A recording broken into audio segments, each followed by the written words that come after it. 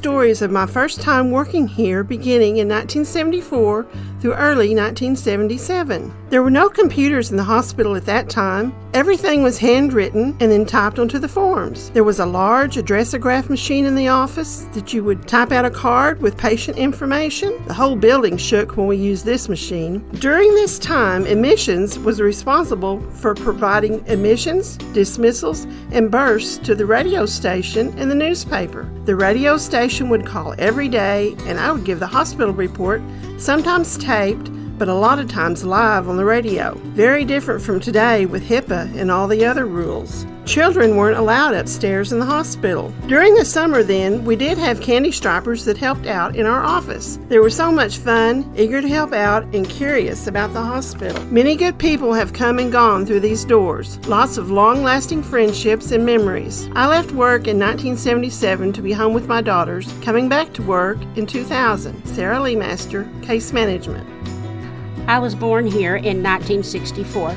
In the late 70s, I was a candy striper. I worked in dietary after school, and my job was tied to one of my classes. I worked here briefly in EBS when the North Tower was being built. JCMH has always been like a small community where everyone knows everyone. Many have been lifelong friends, and some were mentors to me as I was growing up. This really is my hospital. Terry Richardson, JCMH Lab.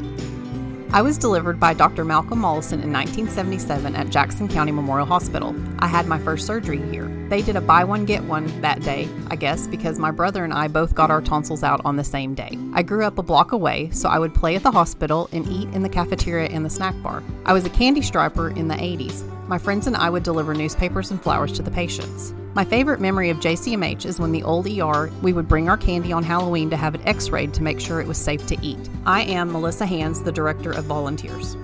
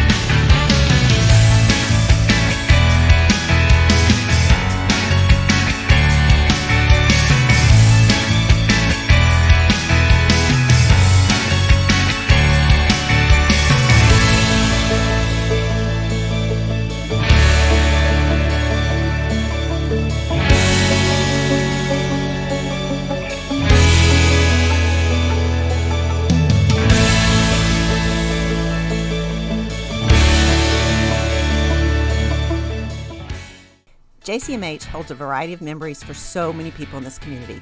I was born in the old hospital back in the 70s.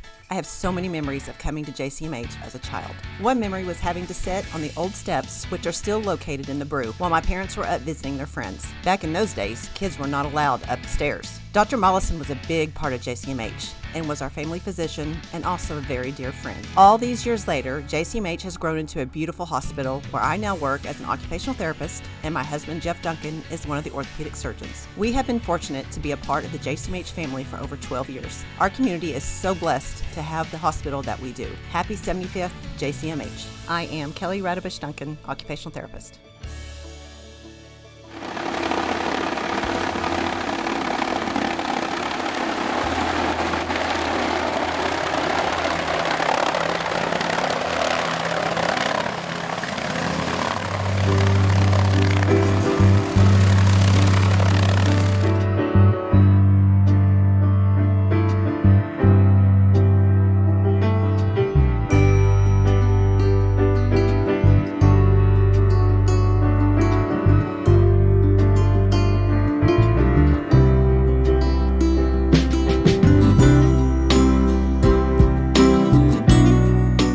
I started working at JCMH in the IT department as a IT technician back in 2008. In 2009, I met my wife Haley, who started working here about a year after I did.